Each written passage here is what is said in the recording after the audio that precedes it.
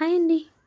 ఈరోజు రెసిపీ వచ్చేసి హెల్తీగా రాగి పిండితో లడ్డు ప్రిపేర్ చేశాను. చాలా సింపుల్గా ప్రిపేర్ చేసుకోవచ్చు. ఇంకా ప్రాసెస్లోకి వెళ్తే ముందుగా ఒక బౌల్ తీసుకొని ఆ బౌల్లోకి అయితే మీరు ఎంతైతే క్వాంటిటీలో చేసుకోవాలనుకుంటున్నారో అంత క్వాంటిటీలో రాగి పిండిని అయితే తీసుకోవాలి. నేను ఒక కప్పు వరకు తీసుకున్నాను. ఇవి స్టోర్ చేసుకోవడం కంటే కూడా ఎప్పటికప్పుడు తిన్నట్లయితే చాలా బాగుంటాయి టేస్ట్.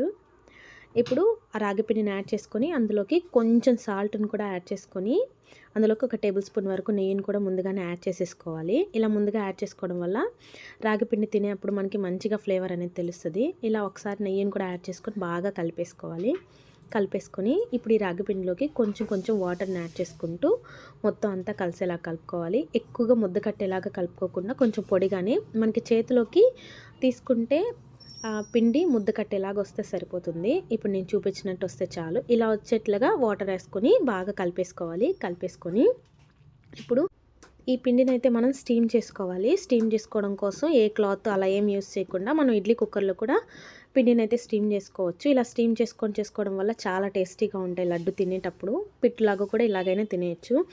ఇప్పుడు ఈ పౌడర్ని అయితే ఇడ్లీ కుక్కర్లోకి వేసేసుకొని మనం ఇడ్లీలు ఎలా అయితే స్టీమ్ చేసుకుంటామో అలాగే ఒక 10 మినిట్స్ స్టీమ్ చేసుకున్నా సరిపోతుంది.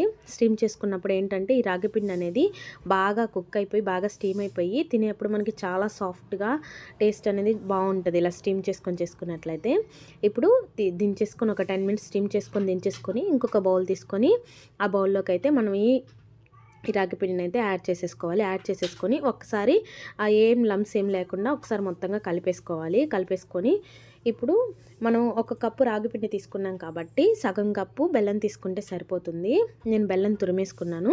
ఒక హాఫ్ కప్పు వరకు బెల్లం తీసుకుంటే స్వీట్ అనేది కరెక్ట్గా సరిపోతుంది. మరి ఎక్కువ కాకుండా తక్కువ కాకుండా తినడానికి మనకి పర్ఫెక్ట్గా సెట్ అవుతుంది. ఆ బెల్లాన్ని కూడా ఇందులోకి యాడ్ చేసేసి ఒకసారి మొత్తం కలిపేసి ఇప్పుడు స్టవ్ మీద ప్యాన్ పెట్టేసి ఈ బెల్లం దీంట్లోకి బాగా కలవడం కోసం ఇలా కొంచెం వెయిట్ చేసుకుంటే సరిపోతుంది. స్టవ్ మీద ప్యాన్ పెట్టేసి ఇప్పుడు మనం కలిపి పెట్టుకున్న రాగిపిండి బెల్లాన్ని అయితే ఈ ప్యాన్లోకి యాడ్ చేసేసుకొని ఒక 2 మినిట్స్ జస్ట్ లో ఫ్లేమ్లో అట్లా మనం వేయించేసుకున్నట్లయితే ఆ బెల్లం అనేది హీట్కి రాగిపిండిలోకి మొత్తంగా కలిసిపోతుంది.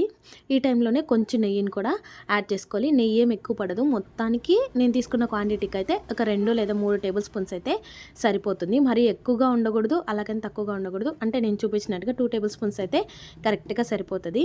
ఈ నెయ్యిని కూడా యాడ్ చేసేసుకొని ఇప్పుడు మొత్తం అంతా ఒకసారి కలిపేసుకోవాలి. ఈ నెయ్యిని ఈ టైంలో యాడ్ చేయడం వల్ల హీట్ అవ్వడం వల్ల ఆ బెల్లంలోకి ఈ నెయ్యి బాగా కలిసిపోయి రాగిపిండి అంతా నెయ్యి పట్టేస్తుంది. అంతేనండి.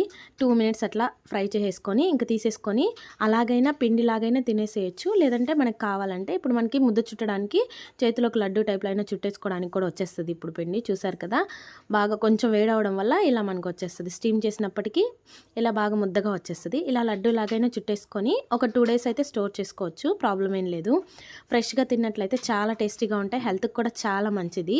ఒకవేళ మీకు పాసిబిలిటీ ఉంది అనుకుంటే నేను చెప్పిన ప్రాసెస్లో ఒకసారి ట్రై చేయండి. చాలా బాగుంటాయి టేస్ట్ అయితే.